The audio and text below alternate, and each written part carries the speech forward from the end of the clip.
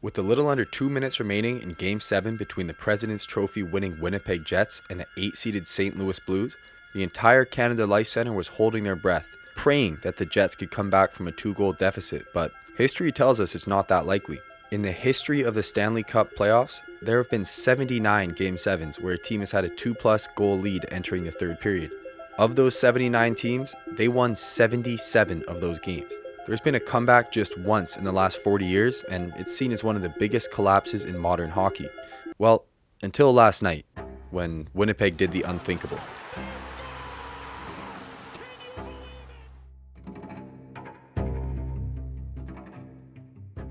But before we can talk about the goal, we gotta establish why this moment is so big for Winnipeg and why this felt so impossible. Entering this season, the Jets were projected to be an average playoff team with no major additions in the offseason. After firing their previous head coach, Rick Bowness, and promoting assistant coach Scott Arniel, the Athletic had the Jets finishing 6th in the entire Western Conference, while arguably their best prospect, Rucker McGroarty, forced his way out of the city during contract disputes. For a team like Winnipeg, it's hard to retain talent and even harder to acquire it. Nearly 50% of the NHL voted that if they had a no-trade clause, Winnipeg would be the first team on that list.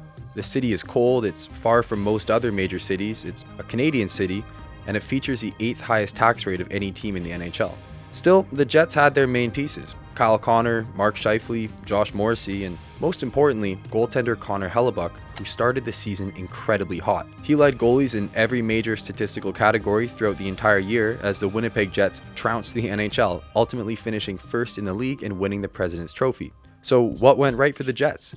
With new head coach Scott Arniel, they actually employed a lot of the same tactics at 5v5. The difference came on the power play, where they were red hot all season, finishing with the best power play in the league. They used an unconventional zone entry with 4 forwards attacking with speed instead of the traditional drop pass, and once they were in the zone, they rotated constantly, disturbing penalty kill structures. It was elite, but the reason they scored so often was half elite structure and also half vibes. They had the second best shooting percentage in the league on the power play, and it just felt like magic where everyone got a piece of the action. The Jets had the best power play in the NHL. They were unbelievable at 5v5 as everyone rallied behind the top line of Connor, Scheifele, and Velarde. But this was all in front of the best goalie in the world, Connor Hellebuyck, who in late February was representing Team USA at the Four Nations face-off in the gold medal game.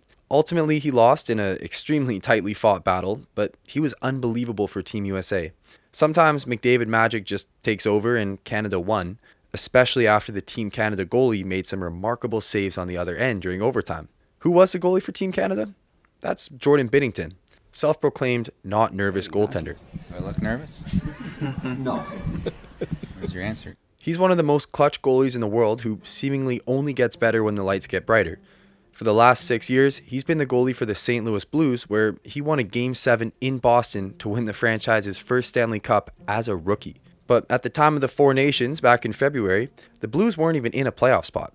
In fact, according to MoneyPuck.com, they had a less than 8% chance of even making the playoffs. They were just having a weird season overall. In late November, they fired their head coach just days after Boston fired Jim Montgomery, and St. Louis picked up Montgomery instead. Turns out, after a couple months to warm up to the new systems, the coach who achieved the single-season win record with Boston a few years ago was able to turn the ship around in St. Louis. They had the longest winning streak in franchise history and climbed back into a playoff spot. They were one of the scariest teams a franchise could match up with in the first round, despite being the 8th seed. And well, wouldn't you know it, after Winnipeg became the first Canadian team to lead the NHL in points since 2011, they drew the St. Louis Blues in the first round. While St. Louis is obviously a great team, Winnipeg shouldn't be worried here. Their goaltender Connor Hellebuyck ended up being an MVP finalist, and he clearly moved on from the absolutely brutal showing in the playoffs last year. Because, just to be clear, Hellebuyck was terrible in the playoffs last year. He got peppered by Colorado to the point where he was ranked as the worst goaltender in the playoffs via goals saved above expected. But, he's the best goalie in the world this year, and he played amazing at the Four Nations, so, what could go wrong? Game 1, St. Louis opened up the scoring on the power play and it swung back and forth, but after a dominant third period, Winnipeg ended up winning 5-3. Game 2, this one was a lot tighter, but after allowing just one goal, the Jets win their second in a row. Connor Hellebuyck's only goal against was an absolute snipe, and the Jets are up 2-0 in the series. But then, Game 3 happens. St. Louis comes out swinging at home with their big guns finally awake. 3 goals in the first period, and after getting another 3 in the third period, They chased Connor Hellebuck, sending him to the locker room to get ready for Game 4. But unfortunately, Game 4 isn't any better for Hellebuck, who allows 5 goals before being pulled in the third period again. 11 goals against on 43 shots is absolutely brutal, and he didn't even get to finish a game while playing in St. Louis. This is unheard of for a goalie as good as Connor Hellebuck, and all the momentum swings to St. Louis, who just embarrassed the MVP of the Jets while tying the series 2-2. Heading back to Winnipeg for Game 5, the Jets would have to show up, and they did. They scored first, and they held on to win at 5-3, featuring an empty net goal from their captain, Adam Lowry. The series was back within reach, and despite Hellebuck's shaky play, they had 2 chances to close out this series and move on to round 2. But Game 6, back in St. Louis, Winnipeg was out their number 1 center, Mark Scheifele, with an undisclosed injury, and from that point on, the game just did not work out the way they wanted. A quick goal from the point took the wind out of Winnipeg's sails, and despite tying it up and regaining the momentum in the third period, St. Louis went the other way and tallied 4 goals in a little under 6 minutes. Connor Hellebuck again had the spotlight for the wrong reasons. This round is going 7 games where the home team has won every game. Despite Hellebuck seemingly losing his composure this series, Winnipeg was still the betting favorite. They won the President's Trophy after all. If they can get even average goaltending out of Hellebuck, they have a fighting chance. Puck drops for Game 7 in Winnipeg, and 1 minute later, oh man, a bit of a weird one though, just recollect yourselves, and 6 minutes later, St. Louis gets another one. Just about everyone in the building right now is wondering if they can trust Hellebuck, but the Jets get one back on their lethal power play, which unfortunately hasn't been as lethal as they would have liked, but neither has St. Louis's. This series has just been a duel of even strength hockey. Late in the second, St. Louis goes the other way and makes it 3-1. In the history of the NHL, there have only been 2 teams in a Game 7 who have won while trailing by 2+ goals entering the third period. It's folklore whenever it happens, and it's remembered for decades as either an ultimate collapse or an epic comeback, depending what side you're on. As the seconds ticked, the clocks were winding down in the third period, and Winnipeg's hope was fading. 10 minutes remaining, 5 minutes remaining, 3 minutes remaining, Hellebuck is pulled.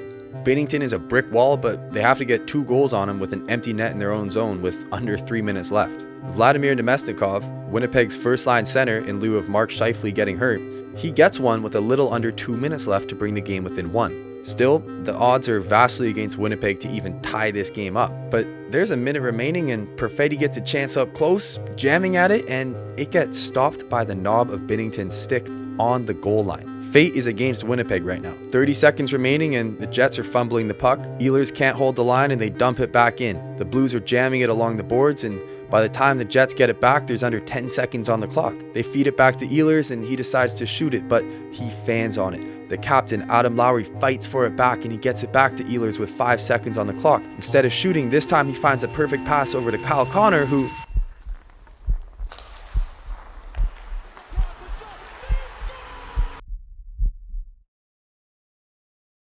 1.6 seconds on the clock. Tie game. The latest game-time goal in a Game 7 in the history of the sport. Absolute mayhem in Winnipeg, but the hard work isn't over. This game is going to overtime, and one bounce could still end their season. And the overtime is tight, but Winnipeg has all the momentum right now. Chance after chance, they outshot the Blues 11-4 with countless opportunities to end it, but like we saw in the championship game between Canada and USA, Binnington just wasn't going to lose. Entering the second overtime period, both teams are gassed. It's been an aggressive series that just about everyone thought was going to be over an hour ago, but just under 4 minutes remaining on the clock, the Jets ring it off the post, cycle it back to the point where Pionk floats it towards the net, and who else but Captain Adam Lowry. The Jets are the 3rd team in the history of this sport to win a Game 7 after entering the third period down 2 or more goals. Connor Hellebuck stood on his head in overtime, and his swagger, which he had lost after getting pummeled in St. Louis, was finally back. This Jets team is a miracle in real time. There's no telling where this wagon is going to end, but for now, Game 7 against St. Louis was a moment in franchise history that is never going to be forgotten.